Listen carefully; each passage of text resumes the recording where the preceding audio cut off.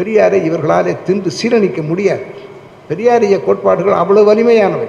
மதவாத இதில் இருந்து சொல்லப்போனால் அவர் தீர்க்கதரிசி, அவர் வருவது உணர்ந்தவர். இப்படித்தான் இது நடக்கும் என்று ஒரு வரலாற்றின் கணிதாசிரியரை போல் அவர் கணக்கிட்டு சொன்னார். அப்போ அவர் தேசியன இதை தமிழ்நாடு தமிழருக்குன்னு ஒரு இதை வச்சார். அவர் திராவிட நாடு பேசுகிற போது மாநிலங்கள் பிரிக்கப்படலை.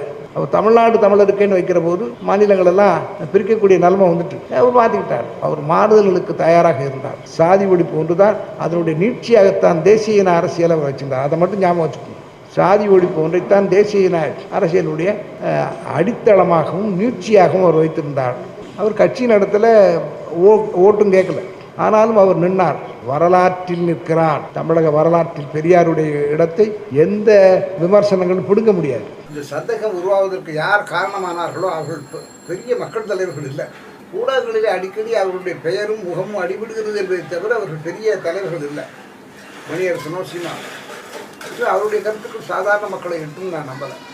பெரியார் ஒரு விடுதலை அரசியல் பேசினார். தமிழ்நாடு விடுதலை அடையணும்னு பேசினார். அந்த துணிச்சல் சீமானுக்கும் கிடையாது. அவர் தமிழ் தேசிய குருவாக ஏற்றுக்கொண்டிருக்க ஐயா மணியரசனுக்கும் கிடையாது. தமிழ்நாடு விடுதலை பெற வேண்டும் என்று பேசியவர் தந்தை பெரியார். புத்தகமே இருக்கா, சுதந்திர தமிழ்நாடு ஏன்னு ஒரு புத்தகத்தையே போட்டார். அப்படி ஒரு புக்கு தமிழ் தேசியவாதிகளாக சொல்லிக் கொள்ளுகின்ற ஐயா மணியரசன் அவர்களோ சீமானுக்கெல்லாம் வரவே வராது. தமிழ் தேசியம் என்கின்ற இலக்கை அடைய வேண்டும்னா தமிழருக்குள் ஒற்றுமை வேண்டும். நாம் வஞ்சிக்கப்பட்டிருக்கின்றோம், நமது உரிமைகள் பறிக்கப்பட்டிருக்கின்றன. ஆகவே உரிமையை மீட்பதற்கான போராட்ட களத்தில் நாம் ஒன்றுபட்டு நிற்க வேண்டும் என்கின்ற முடிவு நமக்கு வேணும். அப்படின்னா நம்ம ஒன்றுபட்டு வர வேண்டும் என்றால் நம்ம எது பிரிக்கிறது அதை சொல்லணும்ல. தமிழன் ஒன்றுபடுவதை எது பிரிக்கிறது? சாதி பிரிக்கிறது.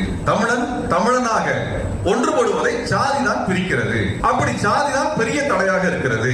அப்ப ஜாதியை கடந்து தமிழன் ஒன்றானால் தான் தமிழன் தன்னுடைய உரிமைக்காக போராட முடியும் என்றால் ஜாதி ஒழிப்பு தான் தமிழன் ஒன்றுபடுவதற்கான வழிமுறையாக இருக்கும், இல்லைங்களா?